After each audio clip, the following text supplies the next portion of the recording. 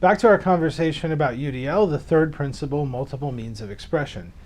And multiple means of expression boils down really simply to the idea that we should not make the way in which we ask students to demonstrate their high-level learning of a concept or a topic be the barrier to them demonstrating what they've learned. And so we think about it and how we've been tested in our lives and in how we test in our classrooms. And certainly different people have different preferences when it comes to testing. And, I might ask a room full of people, how many of you would always prefer to have multiple choice questions? And, usually 60-ish% of the people raise their hands and say that's what they would prefer. And then I ask, how many of you would be like me? I would always prefer to have an essay exam. And, like 5 people raise their hands because that's nobody's preference. Except I have the confidence that I can BS 93% of anything. But different people have different preferences as it relates to how they demonstrate their learning. Similarly, when I work with folks who are becoming teachers at Benedictine, we have an entrance exam that you have to take to get into the department. And so if you don't have a certain ACT score, you have to take this test. And as the head of the department for years, I met with students who were struggling to pass this entrance exam. And we would always develop plans depending on which area that they didn't do well in. But more often than not, I don't think those young people had an issue with what they knew. It was that they had a deal of anxiety surrounding testing. And that a timed test that was high stakes created so much anxiety within them that getting out what they knew was really difficult, if not impossible.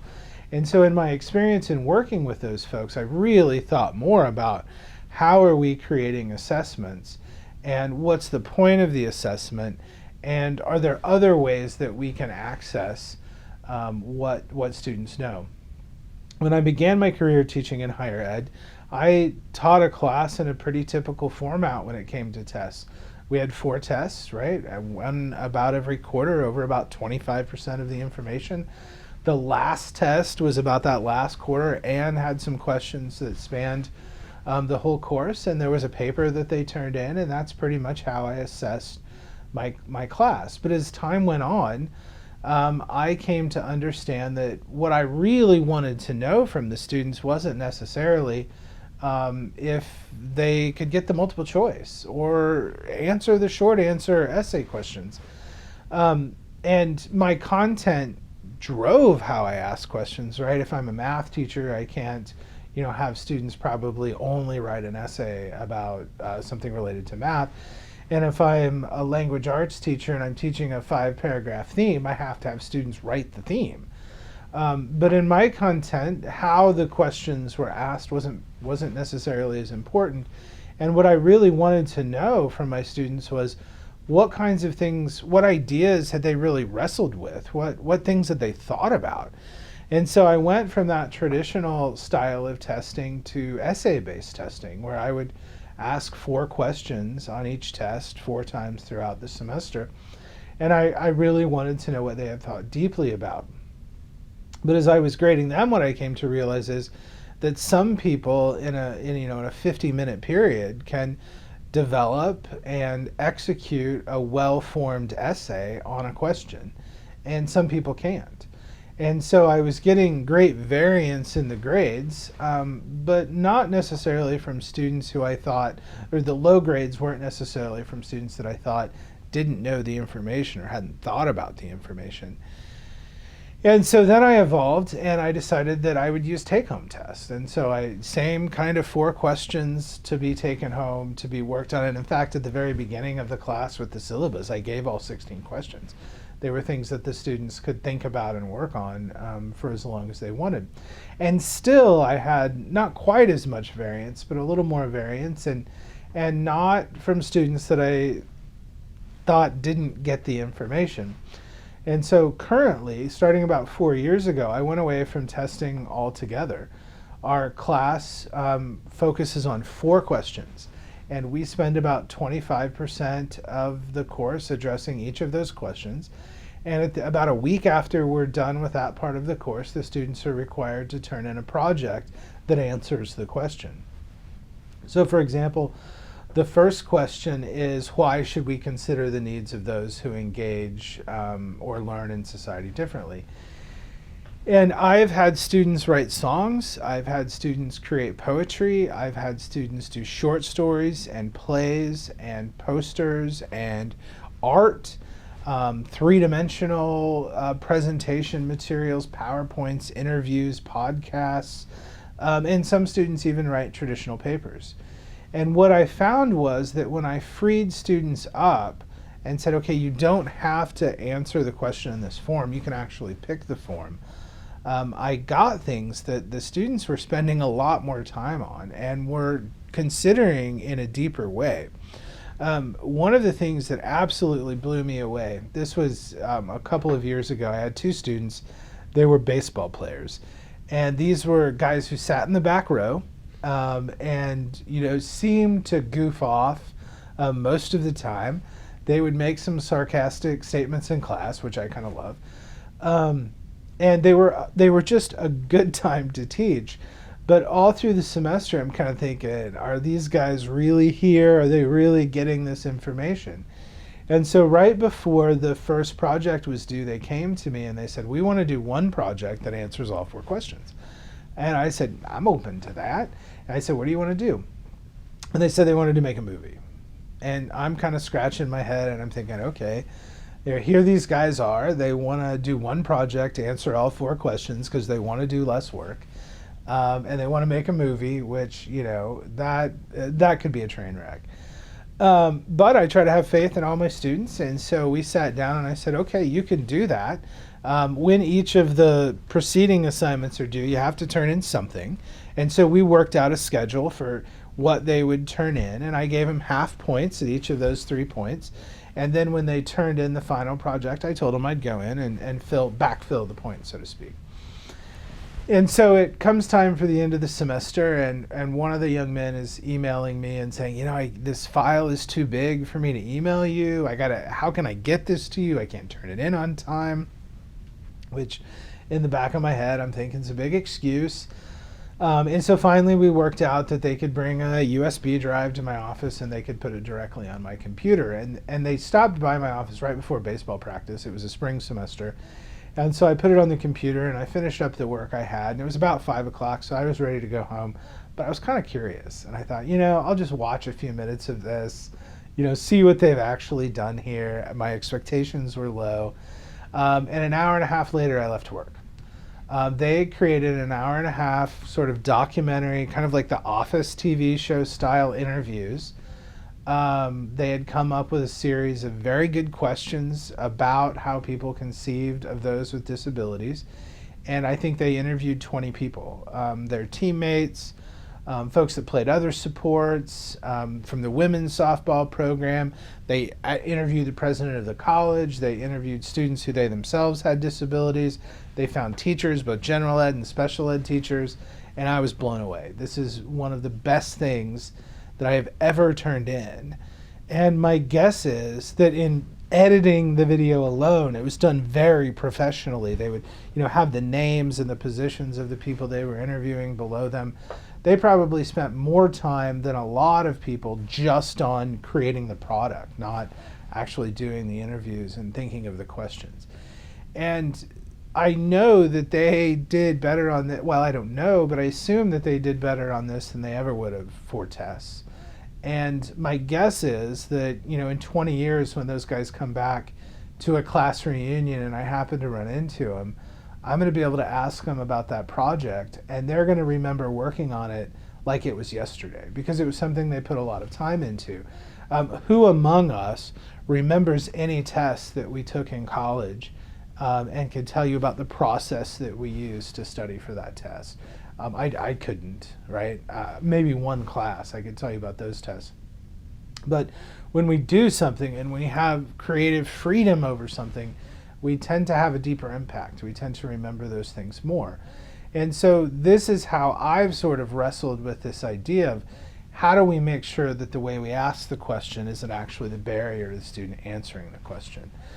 Similarly, when I was teaching in the public schools, so it was the same school with the young man with the geometry issue from our last conversation. We tried to keep the high school students in this program on track with the curriculum at the community high school, because students would transition out of our program if they were successful.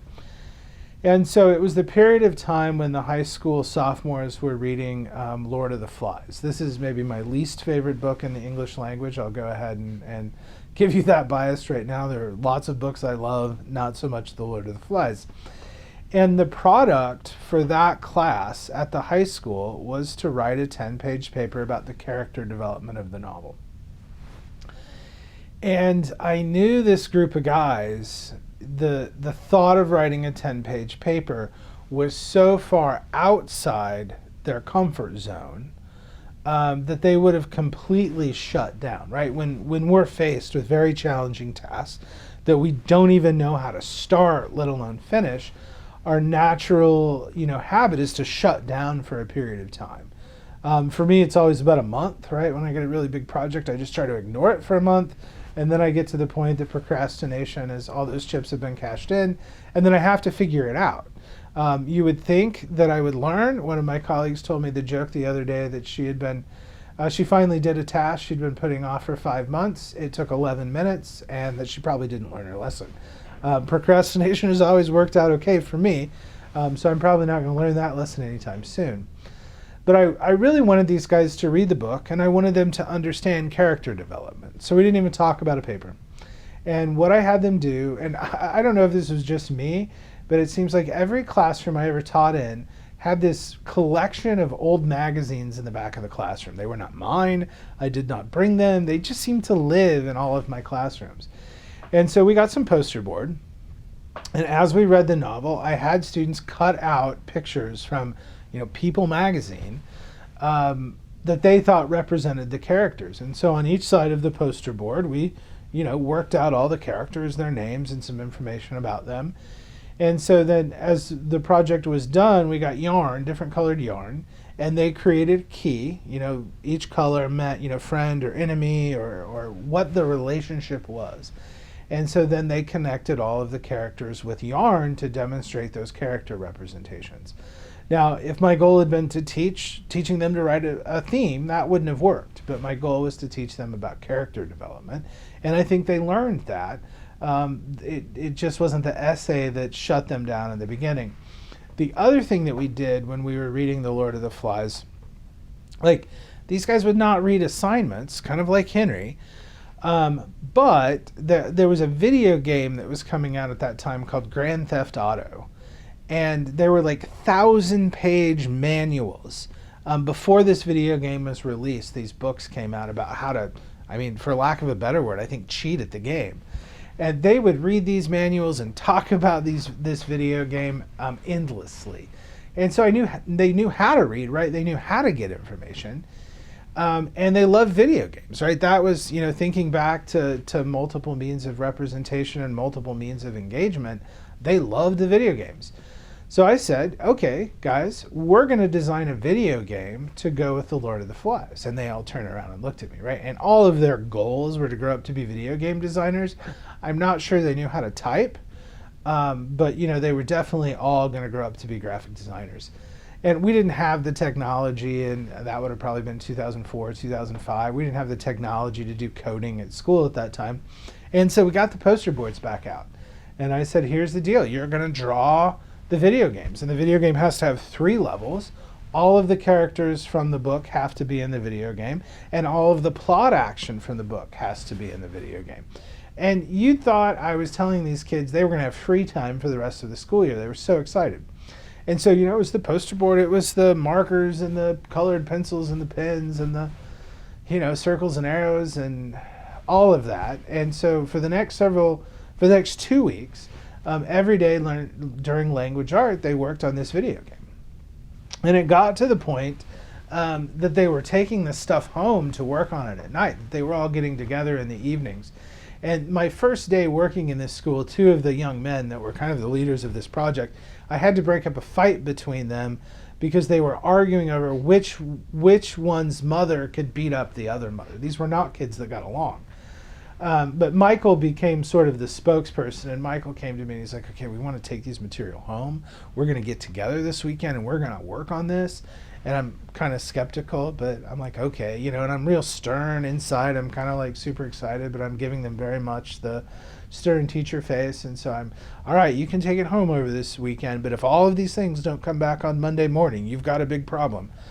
And so they took him home on Friday. They brought him back on Monday. They'd gotten together over the weekend. They were talking about how much Mountain Dew they drank. But they were really working on this project. And so it was due the next Friday. And Thursday morning, Michael comes into me and he's looking really sheepish and he says, hey, can we get an extension on this assignment, right? So again, teacher voice, you know, Michael, we've used every amount of free time over the last 2 weeks working on this project. Why would you need more time? And Michael says, well, last night we were working and we got this idea on how to make it better, but we need some more time. And like, this is hitting the lottery for a teacher, right? We not only have we satisfied the assignment, we've got a new idea. It will be better. We want to spend more time working on it. So still very gruff. All right, you can take it home, but we're not spending 1 more minute of class time. And so they take it home, they bring it back on Monday, and my God, I've never seen a sloppier, messier project in my life. They can't draw. I don't know what's going on the poster boards, but they had to give a class presentation, and all 8 of these guys mastered that novel. They knew everything about the novel. They knew about the plot, they knew about the characters, they knew about the symbolism. And so sometimes we just have to walk away from this idea that the only way to authentically assess is to ask questions on a test. Because really, what assessments for us as teachers, right? We have formative assessment, we have summative assessments, and those assessments are to tell us what we need to do differently to let the students reach success.